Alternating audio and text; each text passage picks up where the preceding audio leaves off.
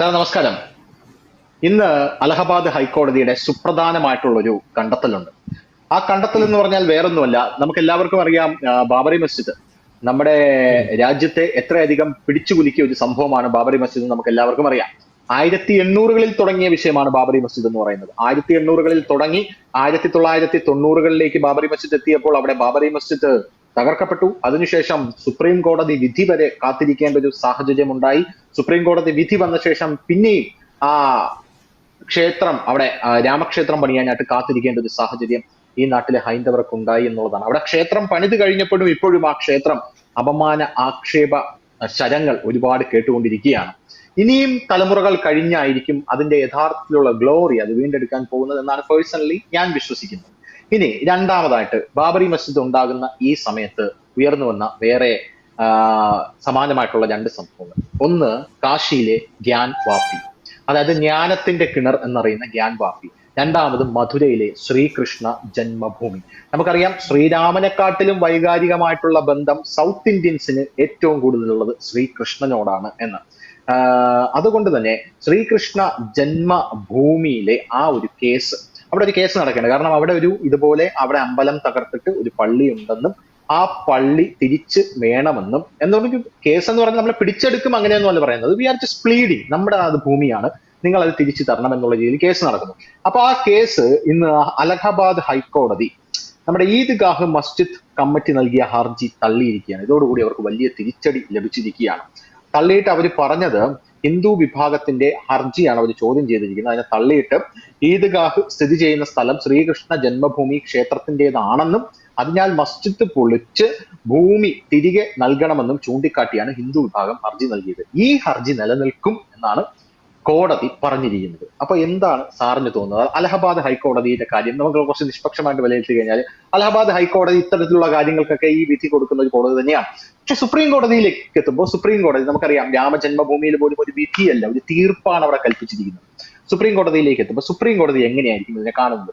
ഗ്യാൻ വാപ്പി വിഷയം സുപ്രീം കോടതിയിലേക്ക് എത്തിയപ്പോൾ നമ്മൾ കണ്ടതാണ്, ഗ്യാൻ വാപ്പി വിഷയത്തിൽ ഹൈന്ദവ വിഭാഗത്തിന് അനുകൂലമായിട്ടുള്ള നിലപാടാണ് കോടതി എടുത്തത്. കാരണം പ്രത്യക്ഷത്തിൽ അത് കണ്ടാൽ തന്നെ അറിയാം, അവിടെ ആർക്കിയോളജിക്കൽ സർവേയുടെ ഒന്നും ആവശ്യമില്ല, അവിടെ ക്ഷേത്രം തന്നെയാണത്. ആ ക്ഷേത്രത്തിന്റെ മുകളിലാണ് അവിടെ ഒരു പള്ളി പണിതിരിക്കുന്നത്, പണ്ട് മുഗൾ സാമ്രാജ്യത്തിന്റെ കാലത്ത്. അതുപോലെ രണ്ട് ചോദ്യങ്ങളുണ്ട്. അലഹബാദ് ഹൈക്കോടതി ഇങ്ങനെ വിധി പുറപ്പെടുവിക്കാനുണ്ടായ സാഹചര്യം, ഇത് സുപ്രീം കോടതിയിൽ പോകുമ്പോൾ എന്തായിരിക്കും? പിന്നെ ഈ മധുര ജന്മഭൂമിയുടെ ഹിസ്റ്ററി എന്താണ് തെളിവ്? ധനുഷ് മധുര പോയിട്ടുണ്ടോ? ഞാൻ മധുര പോയിട്ടില്ല, ആഗ്രഹമുണ്ട്. മധുരയിൽ പോയി കഴിഞ്ഞാൽ ഈ അമ്പലവും ഈ മസ്ജിദും നിൽക്കുന്ന തൊട്ടടുത്താണ്, ഒറ്റ ചുമരാണ്. ഒരു ഉം, നോട്ടം കണ്ടു കഴിഞ്ഞാൽ നമ്മൾ ആ മസ്ജിദിന്റെ ചുമര് കണ്ടു കഴിഞ്ഞാൽ മൊത്തം ഹിന്ദു സ്ട്രക്ചേഴ്സ് ആണ് അതിന്റെ മുകളിൽ.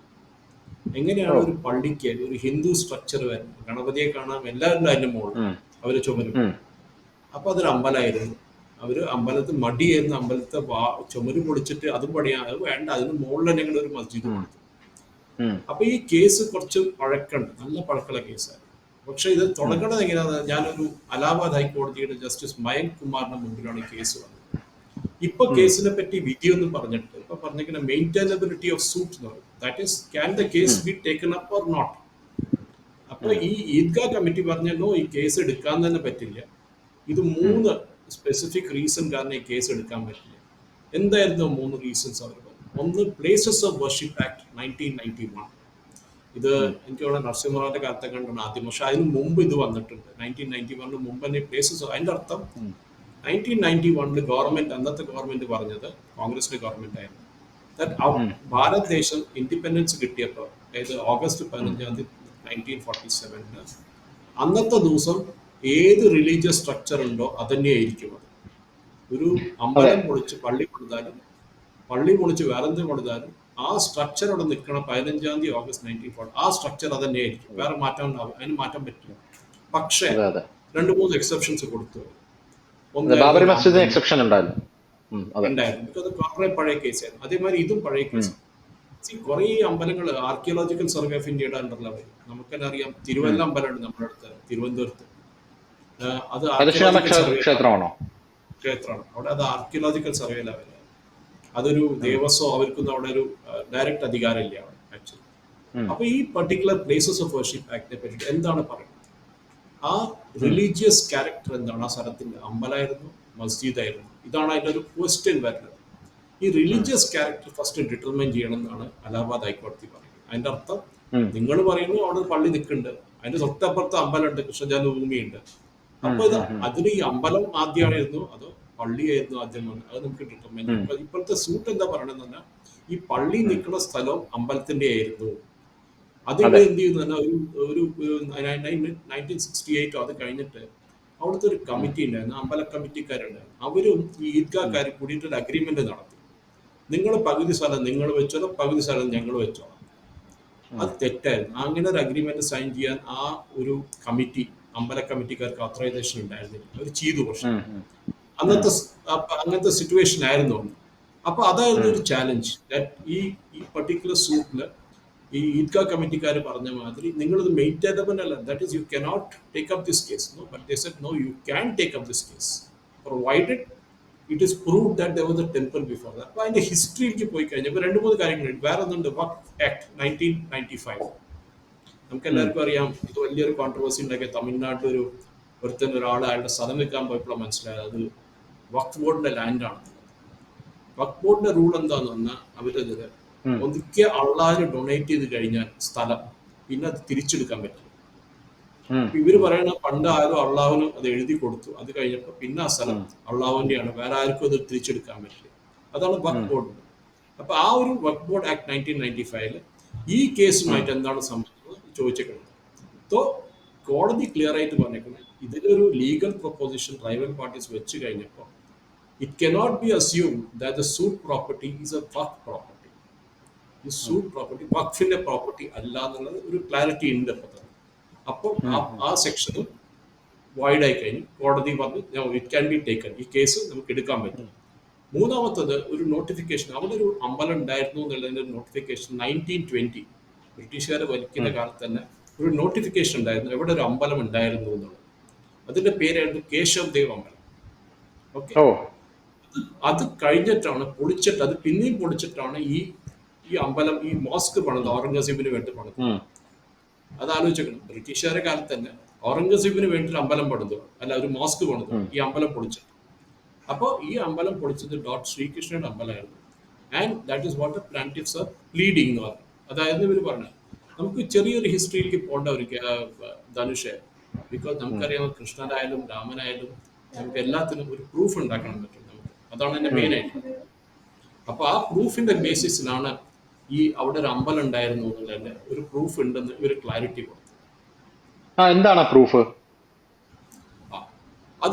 അതും വളരെ ഇൻട്രസ്റ്റിംഗ് ആണ്. ഈ അമ്പലം 1669-70 കാലത്ത് ഉണ്ടായിരുന്നു എന്നാണ്, മോസ്ക് ഉണ്ടായിരുന്നു എന്നാണ് ഇവര് പറഞ്ഞുണ്ടാക്കി ഈദ്ഗാക്കാർ. പക്ഷെ പ്രൂഫ് വന്നപ്പോ മനസ്സിലായി അവിടെ അങ്ങനെ ഒരു മോസ്ക് ഉണ്ടെന്ന്, അങ്ങനെ പള്ളി ഉണ്ടെന്നുള്ള കാര്യം അവർക്ക് അറിഞ്ഞുകൂടാ. അപ്പൊ അതാണ് നമ്മൾ നോക്കേണ്ടത്, എന്താണ് അവിടെ നടക്കുന്നത്, അതിന് മുമ്പ് അവിടെ എന്താ ഉണ്ടായിരുന്നത്. അപ്പൊ അതവിടെ ഈ പ്ലാന്റിഫ്സ് ആർഗ്യൂ ചെയ്ത എന്താണ്, അവിടെ ശ്രീ ബ്രിജൻ ബാഹ, ആര് great grandson of lord Shri Krishna, അവിടെ ഒരു അമ്പലം, ഒരു വലിയൊരു അമ്പലം പണിതു എന്നുള്ളതിന്റെ ഒരു പ്രൂഫ് നോട്ടിഫിക്കേഷൻ വരെ അതാണ് വന്നത് മെയിൻ ആയിട്ട്. ആ ഒരു കാര്യം നമ്മൾ നോക്കണം. അപ്പൊ 5000 കൊല്ലം മുമ്പാണ് ഈ അമ്പലം പണിതെന്നുള്ളൊരു പ്രൂഫ് ഉണ്ടാവും. അതാണ് നമ്മൾ അറിയേണ്ടത്. അപ്പൊ ശ്രീകൃഷ്ണന്റെ ഗ്രേറ്റ് ഗ്രാൻഡ് സൺ ആണ് ഇത് പണിതത് എന്നാണ് പറയുന്നത് അല്ലേ? ആണ്, അതാണ് പറയുന്നത്. അപ്പൊ അതിന്റെ പറയുന്നത് ട്രസ്റ്റ് ഡീഡ് ഉണ്ട്, അതിന്റെ ഒരു ട്രസ്റ്റ് ഡീഡ് ഉണ്ട്. അതായത് മാർച്ച് 1951 ഒരു ട്രസ്റ്റ് ഡീഡ് എടുത്തിട്ടുണ്ട് ഇതിന്റെ. അതിൽ ക്ലിയർ ആയിട്ട് ട്രസ്റ്റ് ഡീഡിൽ പറയുന്നത് അവിടെ ശ്രീകൃഷ്ണന്റെ ഒരു അമ്പലം അവിടെ ഉണ്ടായിരുന്നു. ഈ ജന്മഭൂമി ട്രസ്റ്റ് ക്രിയേറ്റ് ചെയ്ത സമയത്ത് അവിടെ ഒരു അമ്പലം ഉണ്ടായിരുന്നു എന്നുള്ളതിന്റെ ഒരു പ്രൂഫ് ട്രസ്റ്റ് ഡീഡിലുണ്ട്. അപ്പൊ ഇതൊക്കെയാണ്. ഇപ്പൊ കേസ് ഇനിയും മുമ്പിലേക്ക് വരാൻ കുറെ പണിയുണ്ട് ഇനിയും. പക്ഷെ ഇപ്പോൾ ഉള്ള കേസ് പ്രകാരം ഇതാണ് അതിന്റെ മെയിൻ ആയിട്ടുള്ളത്. That this can be done, and after once it is done, we will take it up and it will be done from there on. ഇത് രാമജന്മഭൂമിയുടെ കേസുമായിട്ട് തട്ടിച്ചു നോക്കുമ്പോൾ അതിൽ എന്തെങ്കിലും സാമ്യത സാർ കാണുന്നുണ്ടോ? രാമജന്മഭൂമിയുടെ കേസ് നമുക്ക് എല്ലാവർക്കും അറിയാം. അവിടെ ആർക്കിയോളജിക്കൽ സർവേ വിഭാഗത്തിന്റെ ഒരു സഹായം വേണ്ടി വന്നു. എന്നിട്ട് പോലും ഇപ്പൊ സാറ് പറഞ്ഞു ഇതിന് തെളിവുണ്ടെന്ന് പറയുന്നു, എന്നിട്ട് പോലും അവർ അംഗീകരിക്കാനായിട്ട് തയ്യാറായിട്ടില്ല. അതിനുശേഷം ഗുരു നാനാക്കിന്റെ തെളിവുകൾ കൊണ്ടുവന്നു. അയോധ്യ രാമക്ഷേത്രത്തിൽ ഗുരു നാനാക്ക് ദർശിച്ചിട്ടുണ്ട് എന്നുള്ള രീതിയിലുള്ള തെളിവുകൾ കൊണ്ടുവന്നു. എന്നിട്ടും അത് അവർ അംഗീകരിച്ചിട്ടില്ല. അപ്പൊ ഞാൻ ചിന്തിക്കുന്നത് എന്ന് പറഞ്ഞു കഴിഞ്ഞാൽ, സാറ് പറയുന്നത് ഇത്രയും 60s ഞാൻ 16-ാം നൂറ്റാണ്ടിൽ പണി കഴിപ്പിച്ച ഒരു അമ്പലം അവിടെ ഉണ്ടായിരുന്നു എന്ന തെളിവ്, അത് ശ്രീകൃഷ്ണന്റെ ഗ്രാൻഡ് സണ്ണാണ് കൊണ്ടുവന്നിരിക്കുന്നത്, അത് അവിടെ ഉണ്ടായിരുന്നു എന്ന് പറയുന്നു. അപ്പൊ ഇതെങ്ങനെയാണ് നമുക്ക് സാധൂകരിക്കാനായിട്ട് പറ്റുന്നത്? കാരണം ഒരു രാമക്ഷേത്രത്തിന്റെ കാര്യത്തിൽ പോലും കോടതി ഇത്തരത്തിലുള്ള തെളിവുകൾ മുൻഗണനയ്ക്ക് എടുത്തിരുന്നില്ല, അല്ലെങ്കിൽ മുഖവിലേക്ക് എടുത്തിരുന്നില്ല എന്നുള്ളത് വ്യക്തമായിട്ട് നമുക്ക് കാണാവുന്ന ഒരു കാര്യമാണ്. ഇല്ല, രാമജന്മഭൂമി കേസിലും കെ മുഹമ്മദും അതും അതിനു മുമ്പുള്ള ഒരു ട്രസ്റ്റ് അവരുടെ ആർക്കിയോളജിക്കൽ സർവേ നടത്തി അവിടുത്തെ പഠനത്തിൽ ക്ലിയർ ആയിട്ട് പറഞ്ഞിട്ടുണ്ട് അതിന്റെ അടിയിൽ ഒരു അമ്പലം ഉണ്ടായിരുന്നു. ഇതിലും തന്നെ ഉണ്ടാകാൻ പറ്റും. ഗ്യാൻവാപി കേസിൽ എന്താ ഉണ്ടായിരുന്നത്? അവർ പറഞ്ഞു നിങ്ങൾ പഠനം നടത്തുക, ആർക്കിയോളജിക്കൽ സർവേ ഫൈൻഡിങ്സ് പറയണ്ട, അത് കോടതി അടുത്ത് പറഞ്ഞാൽ തൽക്കാലം നിങ്ങളൊരു സ്റ്റഡി നടത്തും, പഠനം നടത്തി കുത്തി നോക്കുക, അവിടെ എവിടേക്ക് ഒന്ന് കുത്തി നോക്കുക എന്താ അമ്പലത്തിന്. ഈ പള്ളി കുത്തിക്കഴിഞ്ഞാൽ അതിന്റെ അടിയിൽ ഒരു അമ്പലം ഉണ്ട്, അതിന് സംശയമില്ല. ബിക്കോസ് അമ്പലത്തിന്റെ ചമ്പല്ലേ, പള്ളിയുടെ ചുമര് കണ്ടാലും മധുരയിൽ ഞാൻ പോയിട്ടുണ്ട്, മധുരയിൽ പോയി കഴിഞ്ഞാൽ ചുമര് കണ്ടറിയാം നമുക്കത് അമ്പലമാണെന്ന്, അത്ര ക്ലിയർ ആണ്. ഈവൻ ഗ്യാൻവാപ്പിയിൽ നമ്മൾ കണ്ടു, അവിടെ എങ്ങനെയാണ് നന്ദി, ഒരു പള്ളിയുടെ ഉള്ളിൽ നന്ദി ഇരിക്കണേ, അതാ മനസ്സിലാവാത്തത്. അപ്പൊ ഈ പള്ളിയുടെ ഉള്ളിലല്ല, പള്ളിയുടെ നേരെ ശിവൻ ലിംഗത്തെ ഫേസ് ചെയ്താണ് നന്ദി പുറത്തിരിക്കുന്നത്, പള്ളിക്ക് പുറത്ത്. പള്ളിയുടെ സ്ട്രക്ചറിന്റെ ഉള്ളില്, പള്ളിയുടെ റിലീജിയസ് സ്ട്രക്ചറിന്റെ ഉള്ളിലാണ് നിൽക്കുന്നത്, അതിന്റെ ഉള്ളിലാണ് ശിവലിംഗം കിടക്കണം. അവര് കാല് കഴുകണത് അവിടെയാണ്, ശിവലിംഗം കിടക്കുന്നത് അവിടെയാണ്. പക്ഷെ അവര് പറയുന്നതേ സാറേ, അവര് പറയുന്നത് അത് ശിവലിംഗമല്ല, അത് വെള്ളം പോകുന്ന ഫൗണ്ടൻ ആണെന്ന് അവര് പറയുന്നത്. അവരെങ്ങനെ വാദിക്കുന്നു? അതാണ് സ്റ്റേറ്റ്മെന്റ് ക്ലാരിറ്റി കിട്ടിയല്ലോ അതിനെ പറ്റിയിട്ടുള്ളത്. അല്ല, പണ്ട് ഞാൻ കെ കെ മുഹമ്മദിനെ കണ്ടപ്പോ ഞാൻ പുള്ളിയുടെ ഒരു ക്ലാസ്സിന് അറ്റൻഡ് ചെയ്തിട്ടുണ്ട്. അപ്പൊ പുള്ളിക്കാരൻ പറയുന്നുണ്ടായിരുന്നു, അതായത് നന്ദി ഏത് സൈഡിലോട്ടാണോ നോക്കിയിരിക്കുന്നത് ആ സൈഡിൽ നിന്ന് ഇത്ര മീറ്റർ ദൂരെ ഒരു ശിവലിംഗം ഉറപ്പായിട്ടും ഉണ്ടാകും, അല്ലെങ്കിൽ അവിടെ ഒരു അമ്പലം സ്ഥിതി ചെയ്തിട്ടുണ്ടായിരിക്കും. അത്തരത്തിൽ കാശിയിൽ ഈ ഒരു നന്ദി ഫേസ് ചെയ്തിരിക്കുന്ന ഒരു സ്ഥലമുണ്ട് എന്ന്. അതുകൊണ്ടാണല്ലോ ആ ശിവലിംഗം കണ്ടെത്തിയപ്പോ ബാബ മിൽഗയ എന്ന് പറഞ്ഞ് വലിയ രീതിയിലുള്ള ട്വിറ്ററിലെ ക്യാമ്പയിൻ ഒക്കെ നടന്നു. അതാണ് ഈ കാശി, മഥുര, രാം ജന്മഭൂമി, ഇത് 3 ലിങ്ക് ഉണ്ട്. അതിലൊന്ന് ഹിന്ദുക്കൾക്ക് കിട്ടിക്കഴിഞ്ഞു, രണ്ടാമത്തത് ഗ്യാൻവാപ്പി നടക്കുന്നുണ്ട്, മൂന്നാമത്താണ് മഥുര. അപ്പൊ ഈ പണ്ടത്തെ റിലീജിയസ് സ്ട്രക്ചേഴ്സ് പൊളിച്ചു എന്നുള്ളത് സമ്മതിക്കും. കെ മുഹമ്മദിനെ സാറിന് ഞാൻ 2 പ്രാവശ്യം ഇന്റർവ്യൂ ചെയ്തിട്ടുണ്ട് ഇവിടെ ഹൈദരാബാദിൽ. അങ്ങേരും പറഞ്ഞതാണ്, അദ്ദേഹം പറഞ്ഞതാണ്, ഞങ്ങൾ തെറ്റ് ചെയ്തു, അന്നത്തെ മുസ്ലിംസ് തെറ്റ് ചെയ്തു, അങ്ങനെ പബ്ലിക്കായിട്ട് സ്റ്റേറ്റ്മെന്റ് കൊടുത്തിട്ടുണ്ട്, അതിന്റെ ഒരു പ്രായശ്ചിതമാണ് നമുക്ക് തിരിച്ചു കൊടുക്കുക എന്നുള്ളത്. അത് അവര് സ്ഥലമായിരുന്നു, ഹിന്ദുക്കളുടെ സ്ഥലമായിരുന്നു. അതിൽ ഇസ്ലാം അല്ല, ഈ രാമജന്മഭൂമിയുടെ കേസൊക്കെ വരുമ്പോ സാറേ ഞാൻ മനസ്സിലാക്കുന്നത് അവരത് തിരിച്ചു തരാൻ റെഡിയായിരുന്നു. അതായത് അവിടെയുള്ള മുസ്ലിംസും ഹിന്ദുക്കളും സംയുക്തമായിട്ട് ചേർന്ന് തിരിച്ചു തരാൻ തയ്യാറായിരുന്നു. അന്ന് VHP ഒക്കെ പറഞ്ഞതായിട്ട് ഞാൻ മനസ്സിലാക്കുന്നത്, നിങ്ങൾ പറയുന്ന സ്ഥലത്ത് നിങ്ങൾക്ക് ഒരു പള്ളി ഞങ്ങൾ പണിതു തരും എന്നാണ് പറഞ്ഞത്. അതായത് ഉത്തർപ്രദേശിന്റെ സിറ്റിയുടെ നടുക്കാണെങ്കിൽ സിറ്റിയുടെ നടുക്ക് ആ പള്ളി പണിതു തരും എന്നാണ് പറയുന്നത്.